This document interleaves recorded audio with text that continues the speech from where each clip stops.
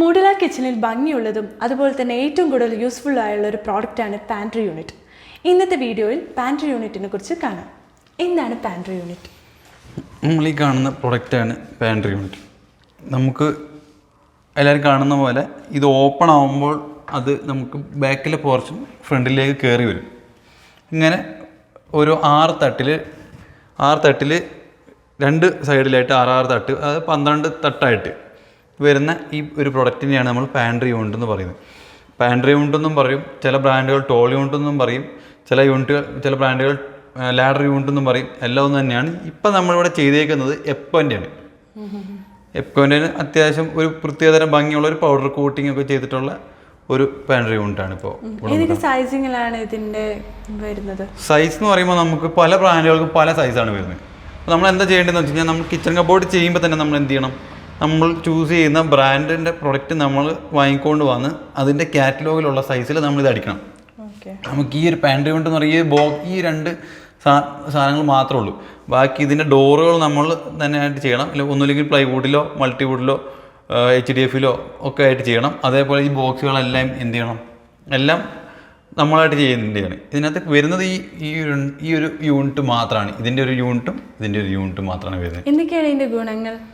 ഇതിൻ്റെ ഗുണങ്ങൾ എന്ന് പറയുന്നത്, ഇതിൽ എല്ലാ സാധനങ്ങളും കൊള്ളും. നമുക്കൊരു മല്ലി, മുളക്, അങ്ങനത്തെ പൊടി ഐറ്റംസ് എല്ലാം ഇത്രയും ഭാഗത്ത് കൊള്ളും. ഇത്രയും സൈസിൽ കൊള്ളുന്ന സാധനങ്ങൾ നമ്മൾ വേറെ എവിടെ വെച്ചാലും ഇത്രയും സൈസിൽ ഒരു കാരണവശാലും കൊള്ളാൻ പറ്റില്ല. ഇതിന് ഹൈറ്റും ഉണ്ടല്ലോ.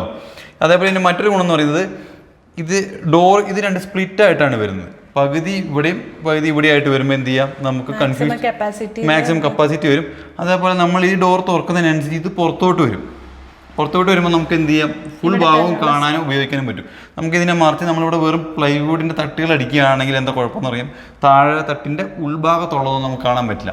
നമ്മൾ കിച്ചൺ ബാസ്ക്കറ്റ് പറയുന്ന പോലെ തന്നെ ഇത് പുറത്തേക്ക് വരുന്നൊരു സാധനമാണ്. അതേപോലെ ഡോർ സ്പ്ലിറ്റ് ആയിട്ട് വരുന്നതുകൊണ്ട് നമുക്ക് മാക്സിമം സ്റ്റോറേജ് കൊള്ളാൻ, സിമ്പിളായിട്ട് അടയ്ക്കാനും. ഇതിപ്പോൾ എപ്കോൻ്റെ സോഫ്റ്റ് ക്ലോസ് ആയിട്ട് വരുന്നതാണ്. സോഫ്റ്റ് ക്ലോസ് അല്ലാത്തതും വരുന്നുണ്ട്. അപ്പോൾ ജസ്റ്റ് അങ്ങ് അടച്ചാൽ മതി. ഇത് നമുക്ക് ജസ്റ്റ് ഇവിടെ അടച്ചു കഴിഞ്ഞാൽ തന്നെ ഓട്ടോമാറ്റിക് അടഞ്ഞോളും.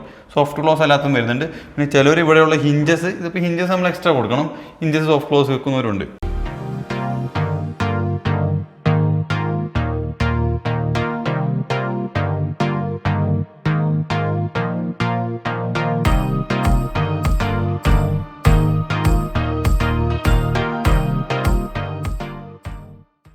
എന്തൊക്കെയാണ് ഇതിൻ്റെ ദോഷങ്ങൾ?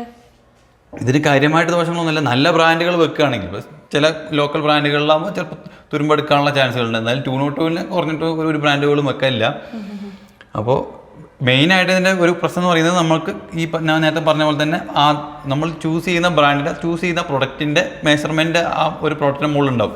അതേ മെഷർമെൻറ്റിൽ വേണം നമ്മളത് കറക്റ്റായിട്ട് ബോക്സ് അടിച്ചിട്ട് കബോർഡ് ചെയ്യുമ്പോൾ തന്നെ എന്ത് ചെയ്യണം, നമ്മൾ ഡിസൈൻ ചെയ്യണം.